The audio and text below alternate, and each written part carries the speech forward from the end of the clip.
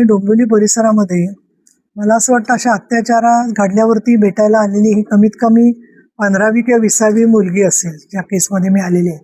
तुम्हाला आठवत असेल तिला टोपण नाव आपण दिलं होतं जागृती म्हणून. एका मुलीला सुद्धा अत्याचार झाल्यावर प्रचंड ऑपरेशन्स 3 सहन करून ती बरी होईपर्यंत कोर्टात केस 2-2.5 वर्ष चालली होती. त्याच्यानंतर इतरही काही केसेस छेडछाडीच्या किंवा अशा झालेल्या आहेत.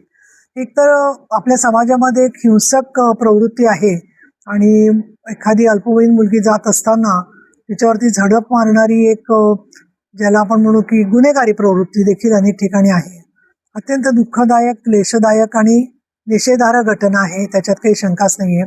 परंतु आज मी जेव्हा लोहमार्गच्या SP-शी बोलले आणि त्याचबरोबर कल्याणला आम्ही येत असल्याच्या संदर्भात आपले माननीय आमदार राजेशजी मोरे, तसंच जिल्हा प्रमुख अरविंद मोरे, विजयाताई पोटे, वाघमारेताई, बाकीच्या सगळ्या उपस्थित असणाऱ्या पदाधिकाऱ्यांना निरोप दिले आणि पोलिसांशी, विशेषतः रेल्वे पोलीसच्या हद्दीत हे घडलेलं असल्यामुळे त्यांच्याबरोबर बैठक घेणं फार आवश्यक होतं आणि त्याच्यामध्ये काही मुद्दे जे समोर आले त्याच्याबद्दल मी आपलं लक्ष वेधते आहे. एक म्हणजे घटना निषेधार्ह असली तरी सुद्धा शेवटी त्याच्यामध्ये न्याय मिळणं हे फार महत्त्वाचं आहे आणि मुलीच्या बरोबर सातत्याने आपण उभं राहायचं, त्यांना सहकार्य द्यायचं, संरक्षण द्यायचं, ही माननीय एकनाथजी शिंदे साहेबांची भूमिका आणि शिवसेनेची भूमिका कायम राहिलेली आहे. उपमुख्यमंत्री म्हणून काम करत असताना, मुख्यमंत्री म्हणून काम करत असताना त्यांनी जी व्याख्या केली आहे की महिलांना सन्मान म्हणजे महिलांचा अधिकार आणि महिलांचा अधिकार म्हणजे महिलांचा सन्मान.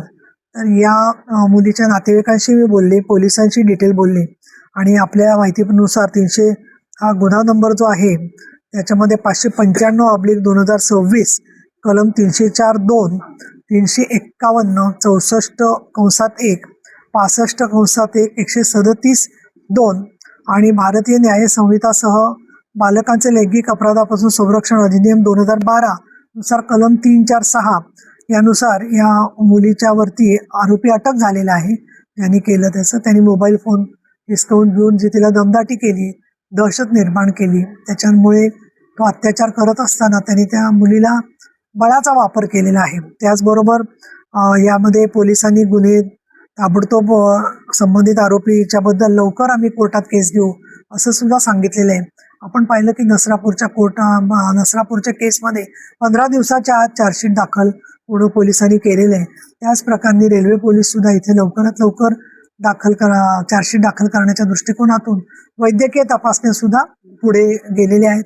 DNA टेस्ट, बाकीच्या ब्लड टेस्ट वगैरे याची सुद्धा सॅम्पल्स घेण्यात आलेली आहेत आणि आता त्या मुलीला मानसिक आणखीन वेगवेगळ्या प्रकारांनी दिलासा देण्याची खूप आवश्यकता आहे. तर इथे मी सांगू इच्छिते, मुलीचं शिक्षण पूर्ण होण्याच्या दृष्टीने शिवसेनेचे आमच्या स्थानिक सगळे पदाधिकारी राजेश मोरे, अरविंद मोरे आणि शिवसेनेने जबाबदारी स्वीकारलेली आहे. त्याचबरोबर कोर्टामध्ये चांगला त्यांना सरकारी वकील मिळावेत या दृष्टिकोनातून सुद्धा आम्ही संबंधित जे आहेत SP त्यांच्याशी सूचना दिलेल्या आहेत. त्यांना काही काळ जायला लागेल, पण यासोबत एक काही माझ्या सूचना होत्या रेल्वेला, ज्या मी 2015-16 पासून, म्हणजे सेनगावकर होते, रवींद्र शिसवे होते तेव्हापासून त्याचा फॉलोअप करते आणि तो म्हणजे कल्याणच्या रेल्वे स्टेशन जवळ काही पडीक इमारती आहेत बाजूला साईडला आणि तिथे पूर्वी सुद्धा एका रिक्षावाल्यानी मुलीचा विनयभंग केल्याची घटना झाली होती.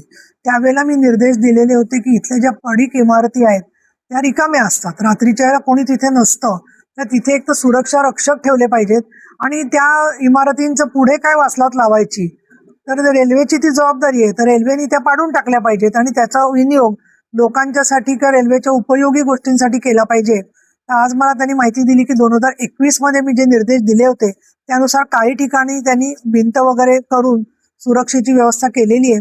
पण आज मी काही निर्देश आणखीन सूचना दिलेल्या आहेत पोलिसांना आणि त्याच्यात रेल्वेचे RPFच्या पण अधिकारी होत्या, त्यांना सांगितलेलं आहे की ह्याचा जो प्रस्ताव दिलेला असेल तुम्ही या पडीक इमारतींची पुढे वासलात लावण्याच्या संदर्भात आणि तिथे सुरक्षा रक्षक नेमण्याच्या संदर्भात त्याच्यावर काय कार्यवाही झाली ते तुम्ही मला कळवा, हे एक सांगितलेलं आहे. दुसरं, रेल्वे पोलीस आणखीन आपले स्थानिक पोलीस यांचा समन्वय वाढण्याच्या दृष्टीने CP रेल्वे पोलीस यांना सांगितलेलं आहे की पूर्णपणे पॅरलली समांतर असं पोलीस स्टेशन आणि रेल्वे पोलीस, कारण रेल्वेच्या हद्दीत गुन्हा झाला की तो गुन्हेगार किंवा आरोपी पळून जातो आणि तो मग शहराच्या हद्दीत येतो.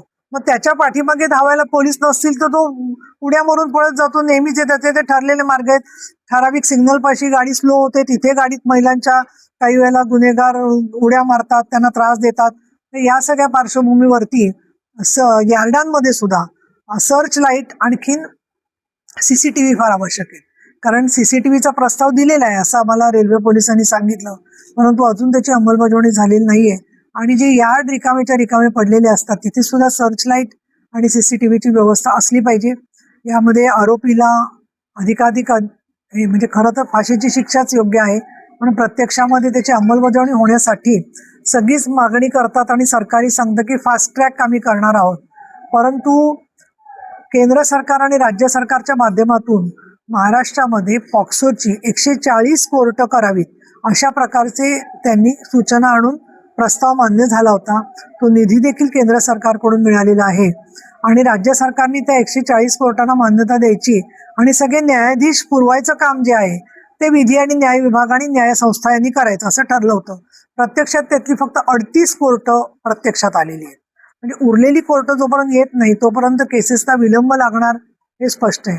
माननीय देवेंद्रजी फडणवीस, माननीय एकनाथ शिंदे, माननीय सुनेत्रा पवार या सगळ्यांच्याकडे मी लेखी निवेदन देऊन मागणी केलेली आहे.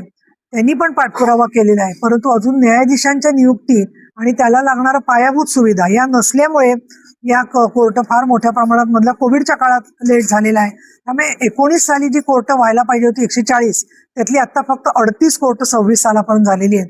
तर प्रत्येक केसमध्ये पॉक्सोचं फास्ट ट्रॅक करायचं ही मागणी होण्यापेक्षा पॉक्सोची कोर्ट जर का प्रत्येक जिल्ह्यात 2-2, 3-3 ठिकाणी असतील तर लवकर न्याय मिळू शकेल हे आवश्यक मला वाटतंय.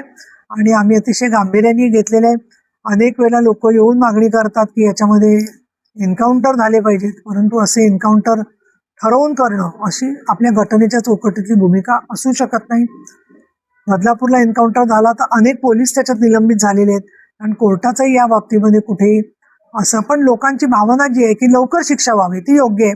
दुर्दैवाने कोर्टाची जेव्हा तारीख दिरंगाई होते 2 वर्ष, 3 वर्ष, 4 वर्ष लागतात, तर कोर्टांनी पण भूमिका घेतलेली आहे की ते आरोपीला संपूर्णपणे बेल देऊन टाकतात कारण वेळ लागला म्हणून. किंवा पॅरोलच्या प्रश्नावरती सुद्धा मला राजकारण आणायचं नाहीये, पण ज्यावेळेला कोविड झाला त्यावेळेला तत्कालीन गृहमंत्री अनिल देशमुख यांनी सगळ्या जेलमधले सगळे कैदी पॅरोलवरती सोडून दिले. आणि जेव्हा कोविड संपला तेव्हा आम्ही विचारलं की आता हे पॅरोलवरचे सुटलेले कैदी किती आलेत आतमध्ये आणि किती बाहेर राहिलेत, तर ते बरेच हद्द सोडून दुसरीकडे निघून गेलेले होते. आणि त्याचा सुद्धा मग परिणाम आपण पाहतो की जसं नसरापूरच्या केसमध्ये झालेला दिसतोय. तर म्हणून हॅबिच्युअल ऑफेंडर लिस्ट जे वारंवार असे गुन्हे करणारे आरोपी आहेत त्यांची यादी सुद्धा प्रत्येक ठिकाणी पोलिसांनी ठेवून प्रलंबित केसेसचा फॉलोअप केला पाहिजे असं मला वाटतं. त्या मुलीचं शिक्षण व्हावं, तिच्या कुटुंबाला मदत होऊन त्यांचं साक्षीदार संरक्षण कायद्यानुसार पूर्ण सहकार्य मिळावं या दृष्टीने आम्ही बांधील आहोत. नातेवाईकांना धीर देण्याचा प्रयत्न केलेला आहे. पोलिसांनी व्यवस्थित त्याचा FIR आणि सगळं काम करून त्यानुसार कोर्टामध्ये सुद्धा मॅजिस्ट्रेट समोर तिची नोंदणी तिची करून घेणार आहेत. आणि चाइल्ड वेलफेअर कमिटी जी आहे ती त्यांचा SIR म्हणजे सोशल इन्व्हेस्टिगेशन रिपोर्ट आणि या संदर्भात रिहॅबिलिटेशन अशा अल्पवयीन मुलींचं कसं करायचं याबद्दल सुद्धा पोलिसांनी एक त्याचा अहवाल तयार करावा असं आम्ही त्यांना सुचवले. त्याची देखील प्रत ते आम्हाला देणार आहे.